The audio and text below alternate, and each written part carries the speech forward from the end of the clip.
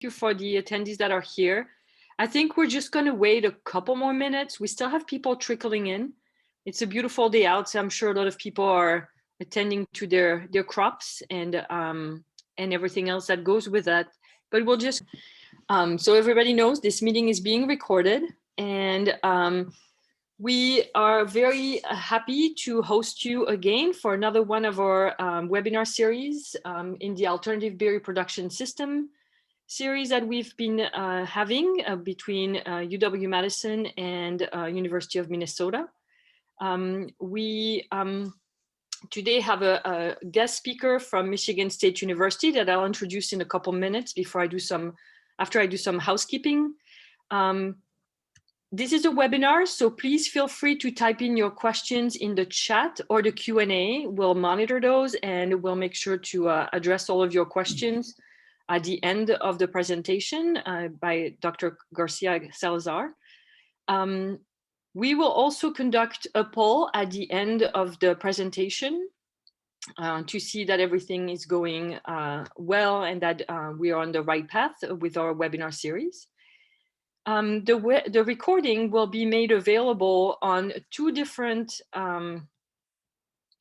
sites, and I'm going to drop those into the chat as soon as I open the chat. So we have the Wisconsin YouTube channel will have the recording, the past recording and the new recordings that you can see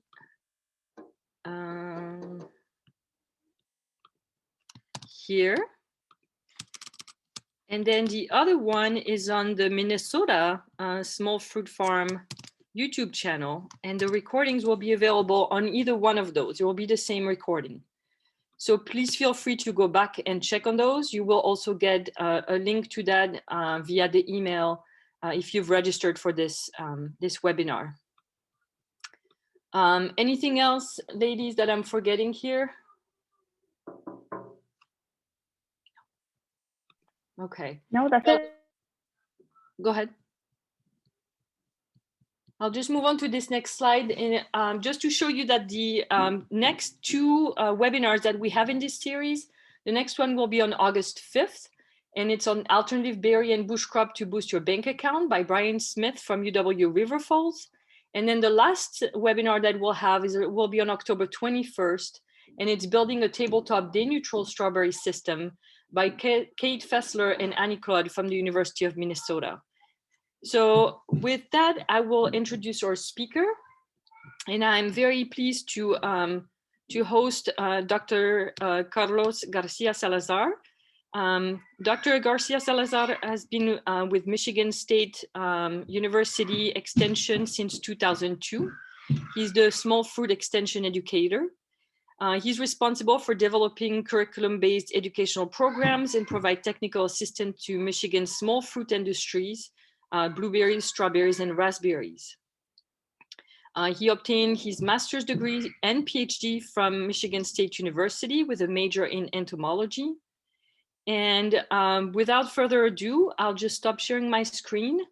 And Carlos, do you want to share your screen and see if that works for you?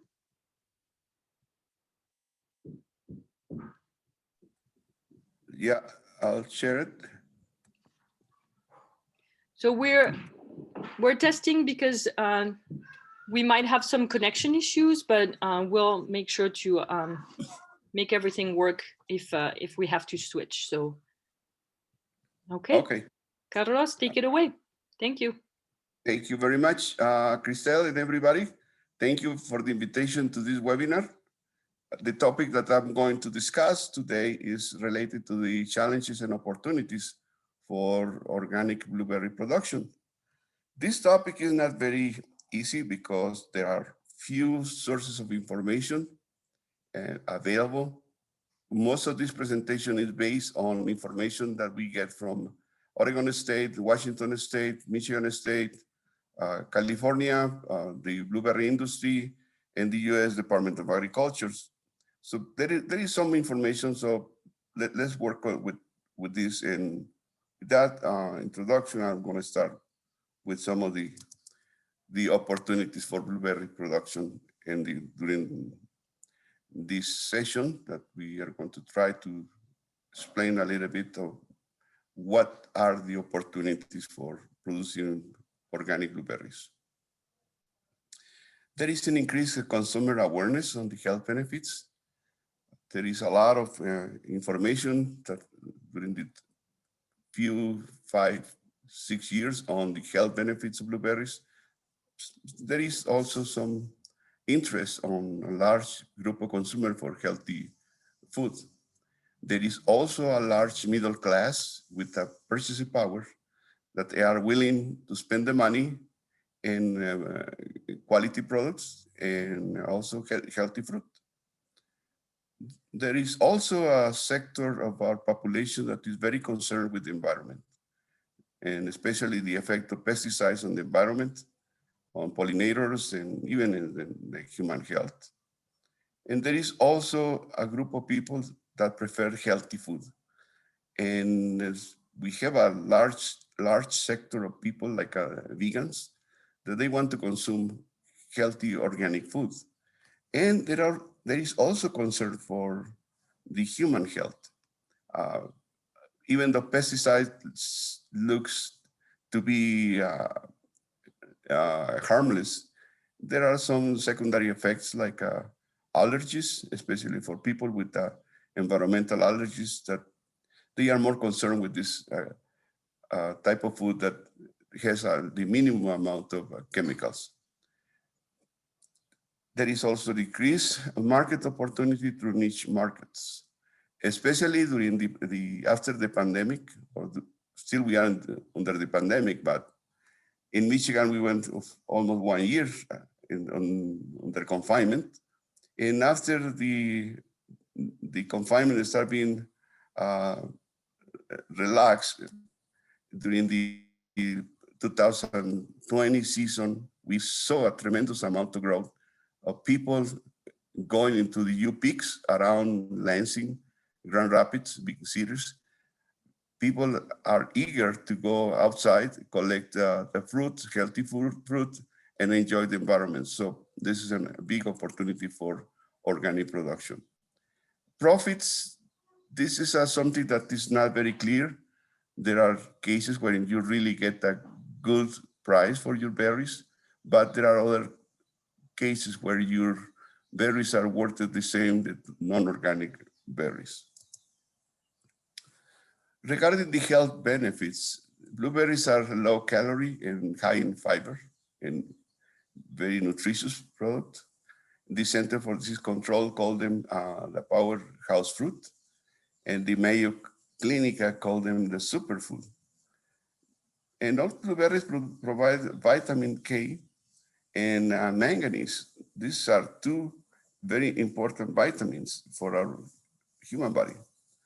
Vitamin K is essential in helping your blood to retain the ability to clot. This is very important for people with blood disorders. And manganese is essential to prevent osteoporosis and inflammation, and is especially beneficial for women and elderly people. The other benefits of consuming blueberries is the antioxidants. They are high in content of antioxidants. Antioxidants help to prevent cancer and combat free radicals in our body. They are also the fruit with the highest amount of antioxidants from all the fruit and vegetables that we consume every day. We said that the regular consumption of blueberries can help to repair the cell damage in our body. This data is coming from Lisa DeBetter and regarding the increased demand for organic blueberries. In 2006, there were only 1,200 hectares of blueberries around the world. By the year 2013, it increased to 6,000 hectares. So almost triple the amount of hectares devoted to blueberry organic production. The United States and Chile are the major organic blueberry producers. And in 2011, The United States had around 1,700 hectares, and Chile had around 1,600 hectares. These numbers have changed already, but this is what we have available at this time. And also regarding the consumer demand, there are no clear data. The only thing that is available is that in 2013, there was a report of the consumption for organic produce was around 11%, and that 33% of this increment was related to the consumption of fruit and vegetables that include blueberries. In this graphic, you can see in the bottom, you have this season from November 2019 to May 2020, the amount of blueberries, non-organic, and then here you have the organic blueberry production. You see, it's still a very small amount, but it keeps growing. If we consider the origin of these blueberries, most of the blueberries come from California, from the South and Central Valley, California. You see here, these are the areas where we have the most production of organic blueberries. And there is one reason for that. California is a desert. There are few insect and disease problems that it's easy to grow organic blueberries. There has been also some increment in Georgia, and Mexico start coming into the market also, but still very small amount. This graphic shows you the data from 2016 to 2020 and the weeks of the year in the bottom. You see that by the 21st week of every year, we reach the maximum amount of organic production in America. But the important thing to notice is that in 2019, we had a peak of around, in the 21st week, of around 2 million pounds. But in 2020, it increased 1 million more. So you can see a tremendous amount of increase in production of organic blueberries because there is a demand for them. One thing that has been very useful and helpful for the producers of organic blueberries is the advertisement campaign launched by the blueberry industry. You can see here that the industry has been in partnership with 41 academic institutions, including Michigan State. And those studies are related to the effect of blueberries on the human health. And there are 59 studies published that have been certified by the American Heart Association, in which the results prove that there is a beneficial impact of consuming blueberries on the heart, the brain, and your stomach, and your health in general. And for example, checking in this frame, you can see that the promotion of the blueberry industry reaches last year around 4 million people. The Sunday morning show reaches around 3.2 million people. So that impact actually is transformed in consumption of blueberries, including organic blueberries. From the standpoint of profits, there is a little information on retails, but Lisa DeVet had this information that shows that the difference between the prices in organic and versus non-organic was 25 and 49% higher in 2013 and 2014. The USDA for the year 2014 to 2019 reported that on average, the prices for organic blueberries are $2 about $2 higher than for conventional blueberries. However, those prices are not stable. There is a lot of variation. In the same week, you can have a difference of 10 cents between organics and non-organic. And at the end of the week, you may have up to $3.60 per pound. So it changed during the same week. In this graphic, you can see again from November 2019 to May 2020, how the prices of blueberries behaved during that period. You see that in November 2019, at the end of the blueberry season in the North Hemisphere, but at the beginning of the South, you can see prices of $6.25 per pound for organic versus $4 for conventional blueberries. But by the middle of January, you can see that difference is just minimal, like a 10 cent or 20 cent between organic and conventional. Again, in April, when again the market demand for blueberries is increasing and the supply is not constant, you can see again a high amount of dollar per pound versus the one that you're getting from blueberries from California or from Florida. So there is a variation in the amount of money that you are getting for your organic blueberries.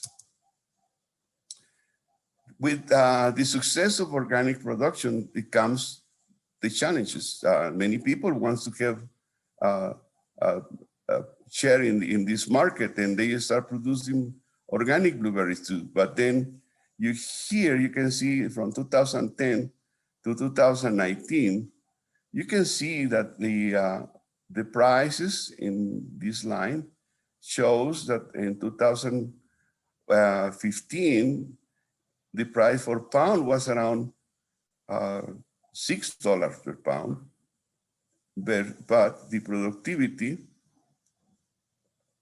of blueberries was still low. When you reach more than 40 million pounds, metric tons actually, you see that the prices start declining. So as more people get into the market, the prices will continue dropping down.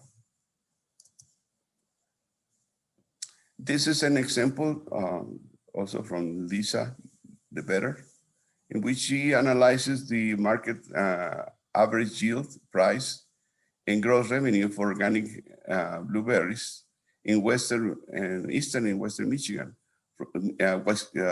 Washington, from 2009 to 2012. You may see here in this top, you have the yield, prices, and the revenue. On average, you have around 8,000 pounds per acre. If you compare with non-organic production, in that part of the state, you can get on average between 15 and 20,000 pounds per acre. So organic production is a much lower yield than conventional. In the Western state, because the climate and conditions are different from the eastern part of Washington, you can see that the productivity is very low, 3,000, 4,000 pounds per acre. Prices, you see, not great. $2, $2.50, almost the same that conventional blueberries. And again, the revenue, you end up with almost $17,000 per acre in one side, but only $9,000 per acre in the other side. If you see these numbers and you want to convert your farm to organic production, you need to think about it. There are some challenges also for the transition to organic production. This study was done in Oregon. It was a survey of blueberry growers that were organic certified or the process of being certified. One of the major issues that they see is labor. Labor is one issue that they see as one challenge. Record keeping. Remember that you need to keep a record of everything you do in order to maintain your certification. And the cost of certification is also an issue, because sometimes you have to pay per hectare and you may not get the amount of money from the certification that you expected. One thing that I like to highlight is the learning process. Here I'll take as some well, actually, pest control is one of the large issues for them, and then the learning process. I have in Michigan, over the years that I've been here, a group of people that always called our office trying to find out if they can become producers of blueberries, especially they want to produce organically. The one example that I have is a couple that retired from when the Pfizer plant was closed in Holland, Michigan. This family has 40 acres of field that wanted to convert to blueberry organic production. And so he had around $400,000 willing to put in investment. And so I spent like 6 hours with them going over all the details and going to look the field. And basically at the end of this interview and conversation, I asked them if they had some experience farming. And none of them said, no, they never had any experience in farming. They were interested in producing organic blueberries because there was a good market, and they were interested also in healthy food. When I explained to them what they had to do, basically they just back off. They say, yeah, you better are putting this $400,000 in the stock market, because otherwise you are gonna lose your money. The other situation is with a dentist that wanted to have his own organic blueberries, including other vegetables that he wanted to consume because he was afraid of the pesticides. So he had half an acre of blueberries, organics. And let me tell you, he hasn't seen any blueberries healthy, at least in the last 5 years. So knowledge is very, very important. And with that, the other challenges are minor, but for me, learning is a critical issue. Going to the blueberry pest complex, we have the indigenous pests, like the cranberry, cherry fruit worm, aphids, that we have the same, almost the same species like you have in Wisconsin and north central states, Great Lake region. And also we have the new invasive pests like Asparagus drosophila. We have the common diseases also. And we have another challenge, regulatory issues, especially the food safety issues. This is a serious problem right now under the COVID-19 restriction, because we have to have the workers certified that they are free of COVID, vaccinated, and tested. And that increases the amount of money, especially if you have a worker that got infected. You have to provide a place where he has to be in quarantine for 14 days. You have to pay the salary for that worker, and you have to have the place. You have to have housing or something where you are going to quarantine the workers that get infected. So this is a very, very serious challenge for the industry. Going back to the blueberry pest complex, we have the cherry and cranberry fruit worm. These two species can destroy up to 80% of the fruit if we do not control them. Fortunately, we've been able to work a lot on these two pests. We have already some phenology models that we use in EnviroWeather that we use to predict when the eggs and larvae are going to be hatching in the field. And for the organic production, Bacillus thuringiensis, Dipel, Javelin are very effective to prevent the infestation of the cherry and cranberry fruit worm. Also, we have a very good natural biological control in the fields. If we remove the organophosphates and we remove the very harmful insecticide, and we concentrate our early pest control based on BT, we will promote a large population of Trichogramma minutum, that is egg parasitoid, and Phaneroptma, frankly, is another wasp parasitoid. Here you have them. In these pictures, you see the female laying the egg on a cherry fruit worm.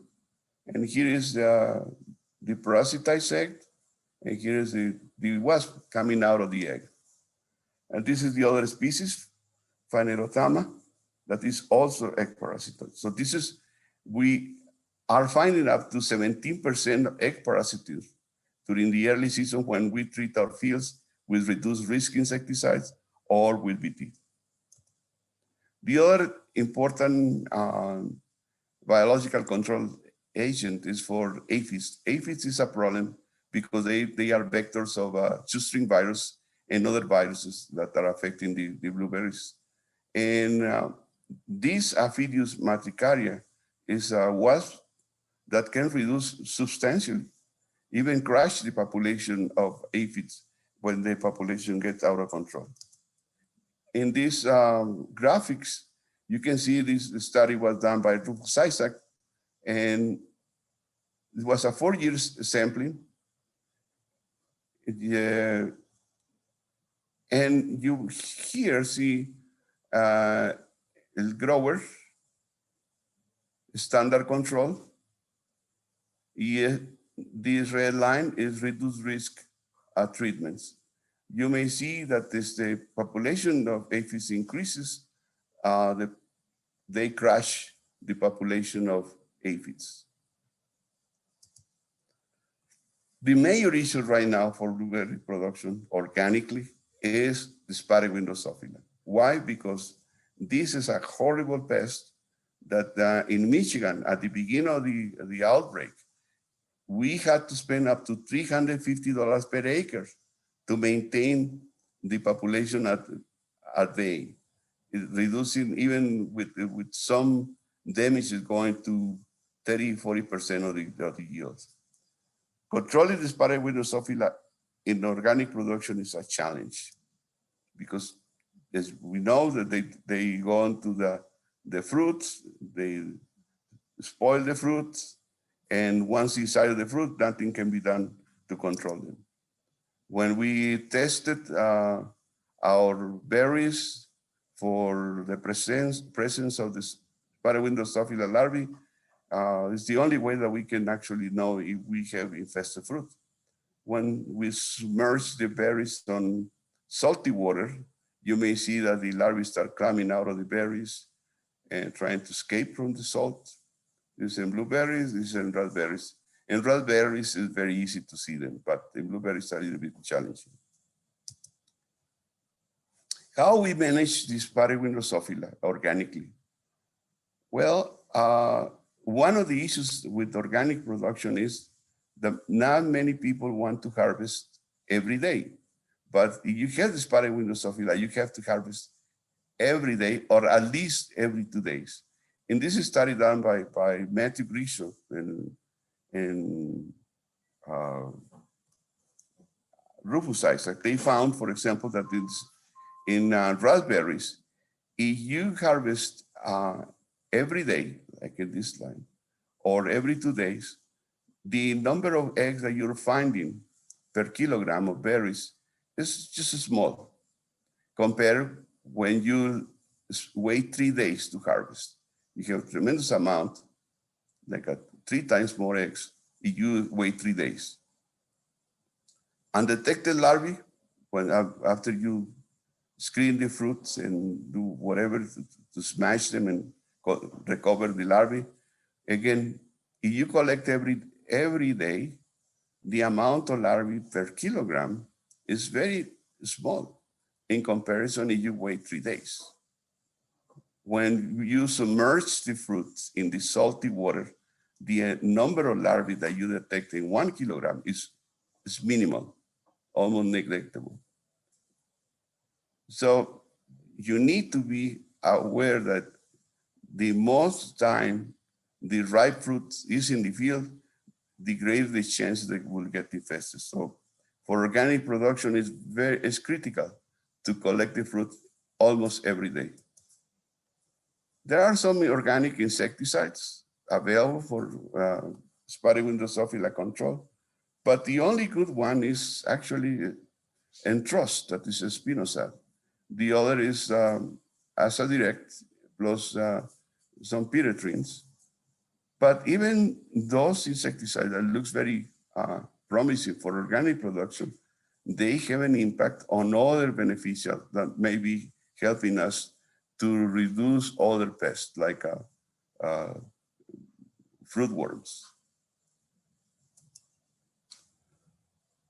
We also have for organic production in the region, in the Great Lake regions, leaf rollers is a pest, but we have several species of parasitoids that have been identified by the NILS, USDA NILS lab here in Michigan.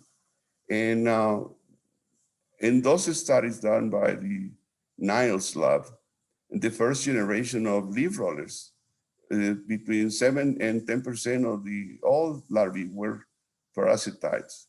But in the second generation, the amount of parasitids increases from 26 to 39%. Most of the major parasitoids are Vasius dimetator and Coloclypius florus. These are the ones that are our friends that are always present. If we use reduced risk insecticides or we remove the harmful insecticides and we concentrate in something like BT, and then we will allow a greater expression of the natural control in blueberry fields. Here is an example of the program that has been recommended by Isaac and Grisham for managing the fruit worm complex and the spotted wing Drosophila. Basically, it starts with fruit worm management at bloom using dipel and 100% petal fall.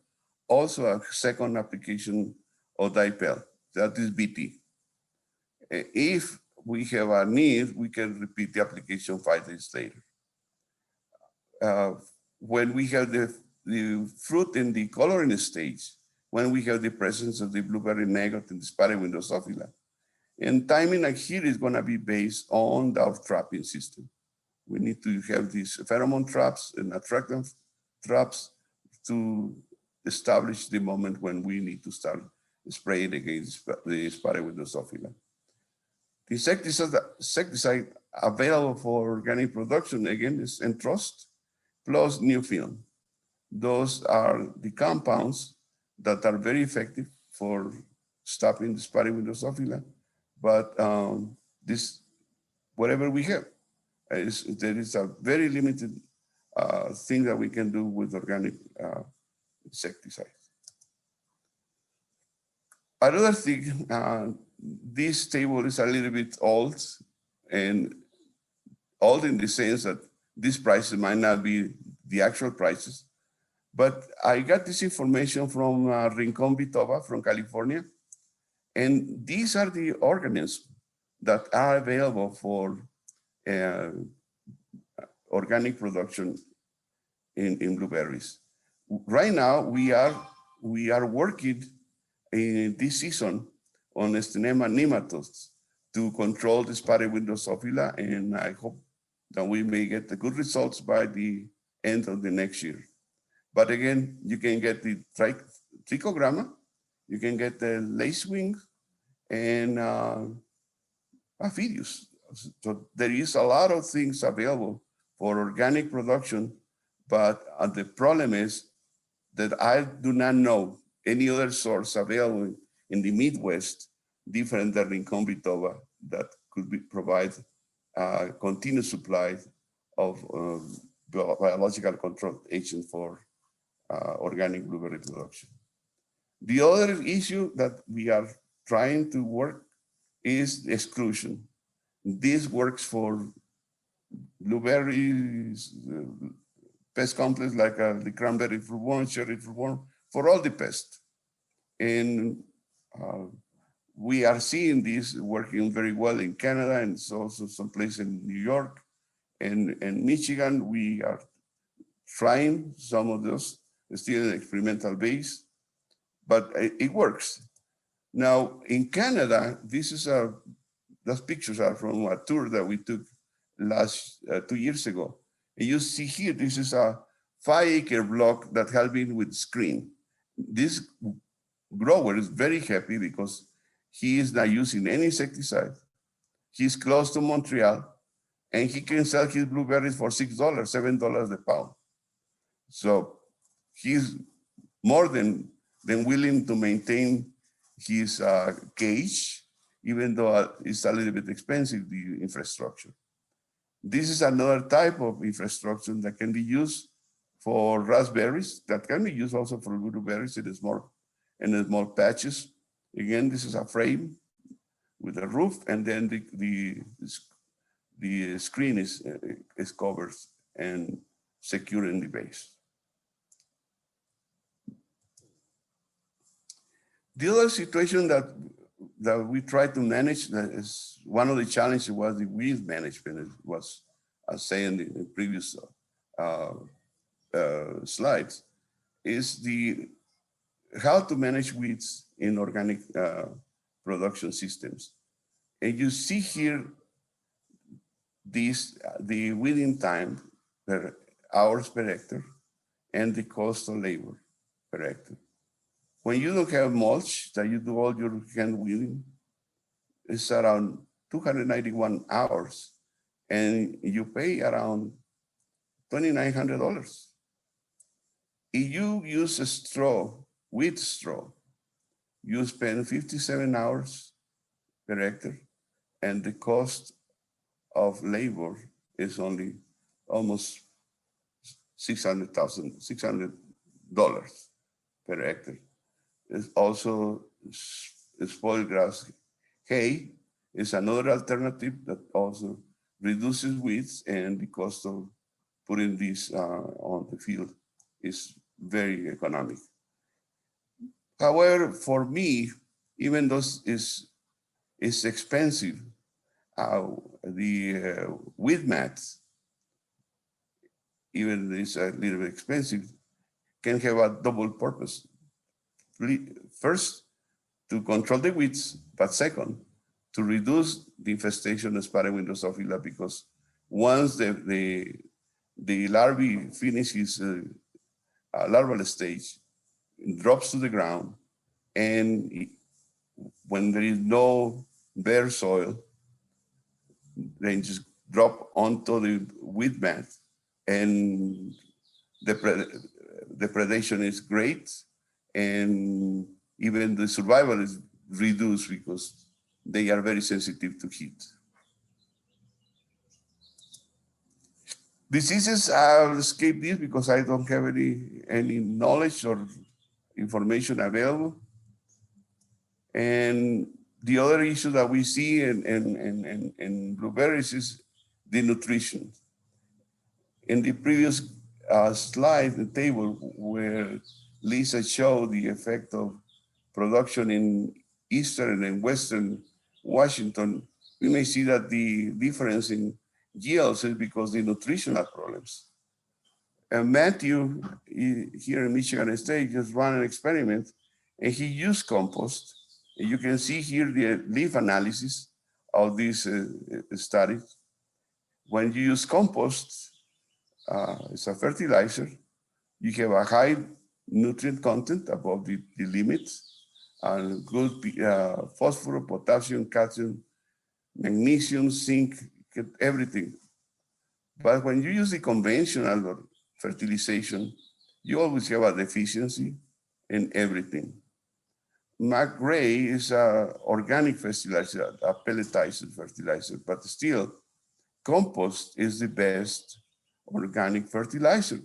The only problem with compost is that the pH of compost is 8.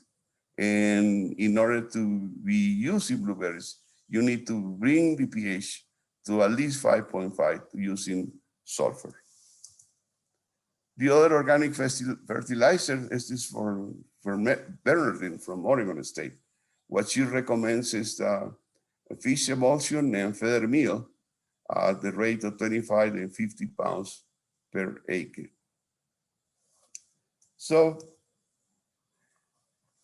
in conclusion, there are many alternatives, but everything depends on the willingness of the grower, their level of knowledge about farming and managing the crop.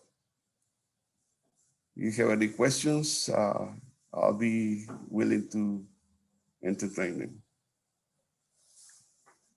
Thank you very much, Carlos. This was great. And at the moment, please make sure to type your questions in the chat or the Q&A.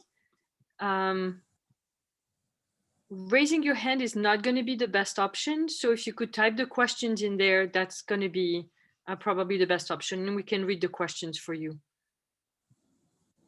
In the webinar setting, it's not as easy to get people to connect.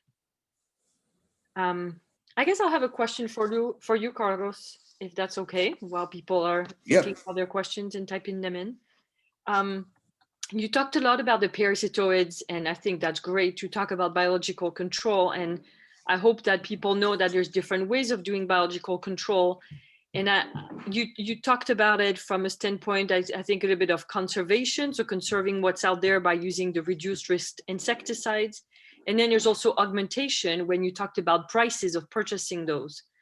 And I'm wondering how much adoption you're getting from organic growers in the augmentation portion of it, where people are purchasing those parasitoids or other predators, etc., in their organic blueberry systems.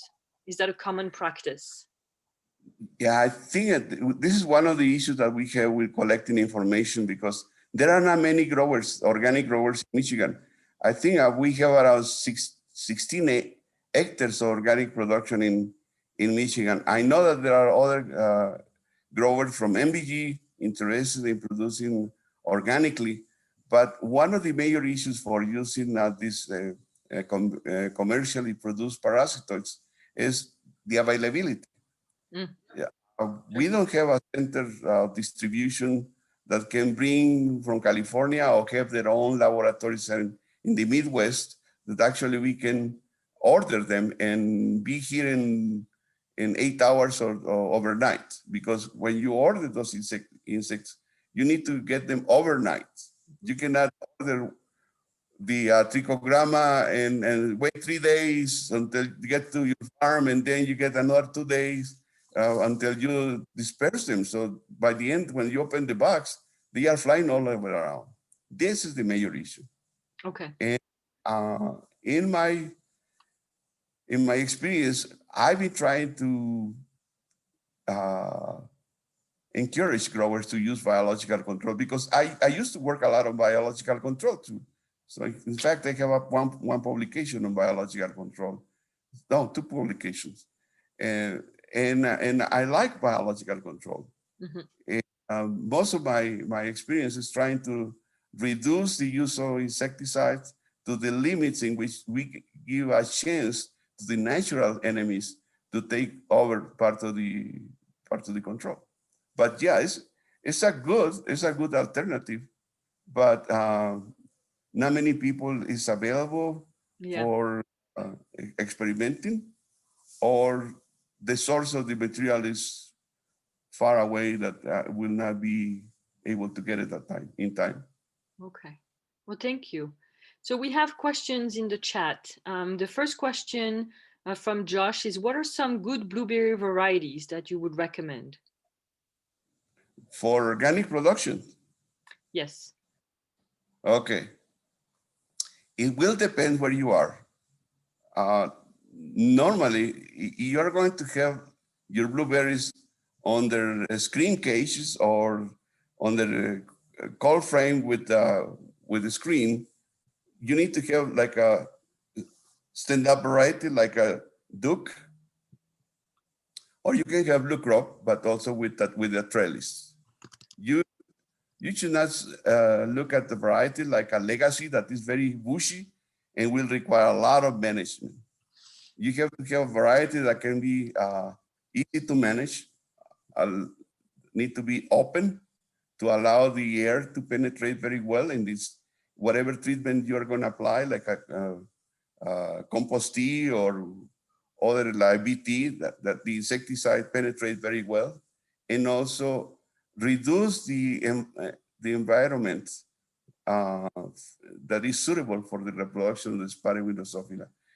What we are finding here with some of our growers is that they are reducing the width of the rows, for example, in raspberries, to allow the air to move, the heat increase, and they are having tremendous success in managing the spotted window Drosophila in raspberries, just by reducing the width of the row. And blueberries, the same. You prune your field well, you have a very good control of the spotted window Drosophila with minimum amount of even the conventional insecticides. Thank you. I missed one name of the blueberries, but I hope people caught that, that you were recommending. I'm going to move on to another question, which is from Jill. When you refer to compost, do you mean to add it to the top of the blueberry plants? Or are you referring to adding compost when on plants? I'm not sure exactly what that means. I am an organic blueberry grower and use a fabric barrier and covered it with mulch. So where do you apply it? You can apply that you can use it when you do your rice beds, mixing with the soil, and also annually or every 2 years, just put the mulch made of compost on top of the plants on the root system. So, and even if you put the compost and then the weed mat on top, it will be much better, because it will last longer, and you will have less problems trying to open the mulch to incorporate new compost in the ground. But again, you need to make sure that after you apply the compost, try to lower the pH of the soil again, because it's gonna increase the pH once you apply the compost. Okay, thank you. So this is a question that came to us over email. If spotted wing Drosophila are in the mulch during the day, can we spray an insecticide down into the mulch during the day to kill them, keeping the spray off of the plants? Depends what type of mulch he's talking about. If we have a weed mat, of course you don't need to spray. They will be roasted once they get into the top of the mulch. The weed barrier will not allow them to get into the soil, and they will be exposed to the predation by birds, by beetles, by parasitoids, by nematodes. And this is one of the recommendations that we are making to the growers here in Michigan. Put the weed barrier and you will see a tremendous reduction in the infestation of spotted window Drosophila.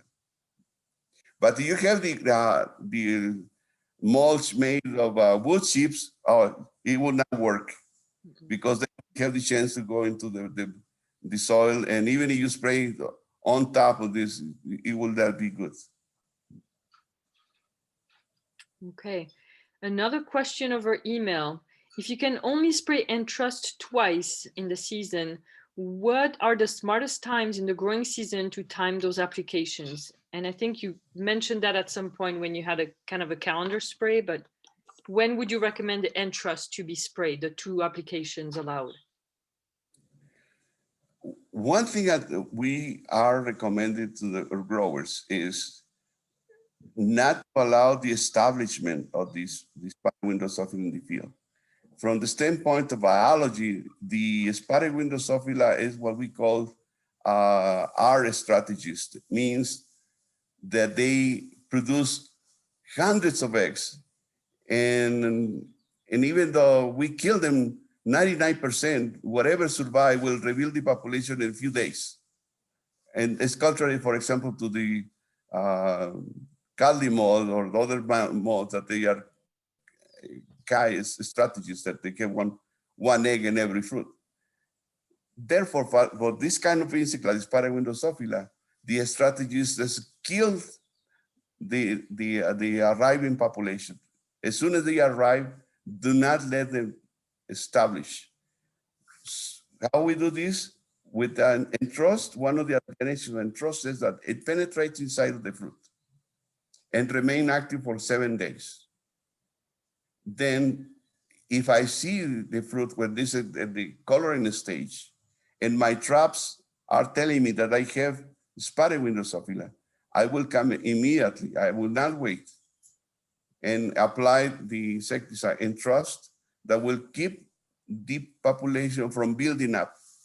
And if I have another insecticide like Paganic, I will come with a Paganic and I will, or Asa Direct, and I will give another chance and then come again with entrust. So I will not let the population to build up. But again, I have to harvest every day. I could not rely on those insecticides and that I'm gonna be working like every 3 days or 4 days for harvesting. You need to harvest every day. And there, the problem is labor. Yeah.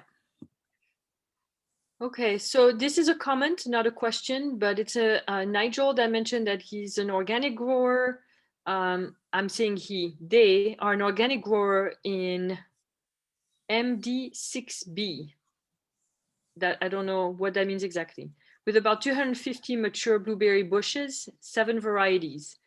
I will be trying more biological control this year than before. Very helpful info and insights. One thing I wanted to, oh, go ahead. He can use nets. It's a small amount of blueberries. He can use some of the nets that I showed them, like the guys from Canada. Just a small frame, and over the frame, you drop the net. Nigel said that he's in Maryland in the 6B hardiness zone. One thing I wanted to mention regarding the mulches is that I'm going to plug for our research here, but we've been testing plastic mulches that are available for organic production. And we saw a significant reduction in both the adult and larval population of spotted wing Drosophila. And we're averaging with those plastic mulches, whether they're black, white, or silver metallic, between 50 and 80% reductions with plastic mulches. So something for people to also think about. They work really well at decreasing spotted wing Drosophila populations. Yeah, you're correct. Mm-hmm. Yeah.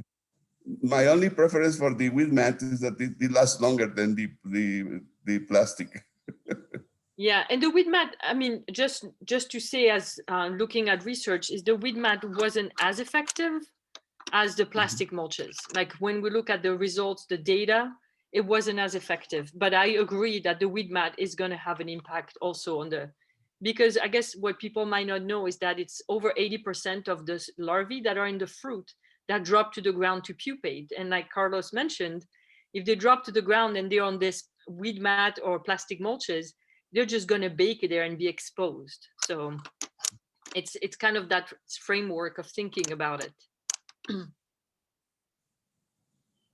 Okay, we have more questions coming in. How often do you have to put the plastic down? So that's a good question. I'll take that one if you don't mind, Carlos. We are testing it, removing it every year, just from research purposes. But there are some plastic mulches like that can last, that are thicker, that can last multiple years. So we have one right now that we're testing that would last about 2 or 3 years. So it would depend what thickness of the plastic you're using. You could leave them longer. And some also are biodegradable, but the biodegradable are not approved organically, but there's still plastic mulches that biodegrade. Yeah, so another, oh, go ahead. No, I agree with you. Thank you. Another question for you, Carlos, is how do pollinators get into the plants when the nets are on? And that's always a big question with netting. Will you repeat it? How do you let the pollinators in when you're using the netting?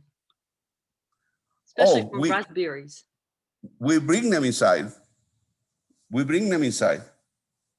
They will be happy working there. There is no problem for them. So that would be bumblebees, right? That you bring in, or do you do? You can use bumblebee. You can use bees. There is a little interference of the net. Some people were complaining that inside of the greenhouses, the hoop houses, bees didn't want to work.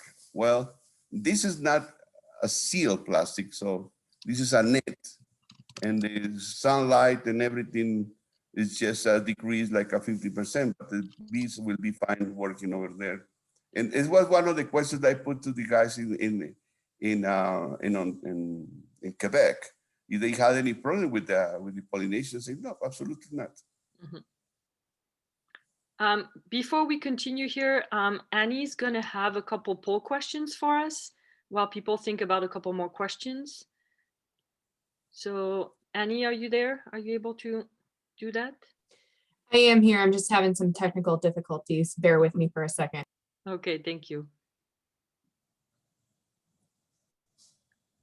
I guess I'll ask the next question. Well, actually, no, I'll wait because that will be, Annie will be perfect at answering that question. It's a question about, oh no, sorry. Is anyone doing research on allowing specific bird species as insect predators? I thought it was for bird control. Birds that eat insects, not the berries. So that's a tricky one to have birds that are that selective. But Carlos, do you have an answer for that of birds as pest control? I think that it depends on the species. If you have cross, of course they will clean your crop in a blink of an eye, or sterlings or some other. But there are other small birds that they just go for whatever they find in the ground. And a lot of the predation is done by crabby beetles. A lot of beetles that in larval parasitoids, wasps, and nematodes. A lot of this work is done by this. Yeah, but there are small squirrels and other animals are really munching on those larvae and pupae. Okay, is it important to keep the ground clean of old fallen berries to prevent spotted wing?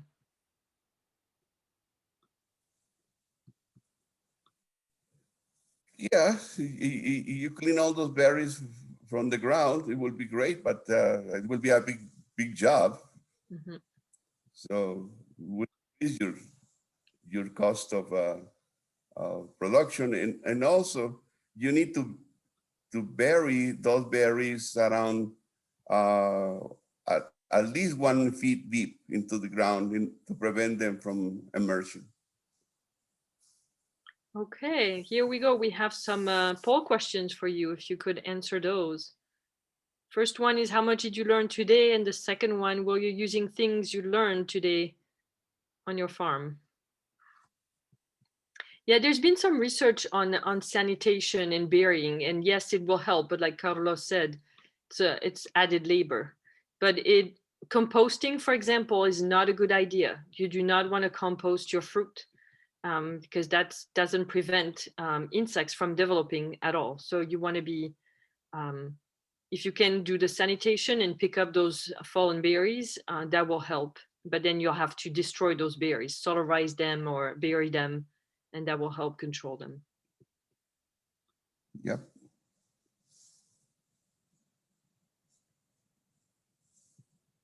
Any other questions out there? If you could please fill out the poll, that would be great. We're at 63% of people that filled it out.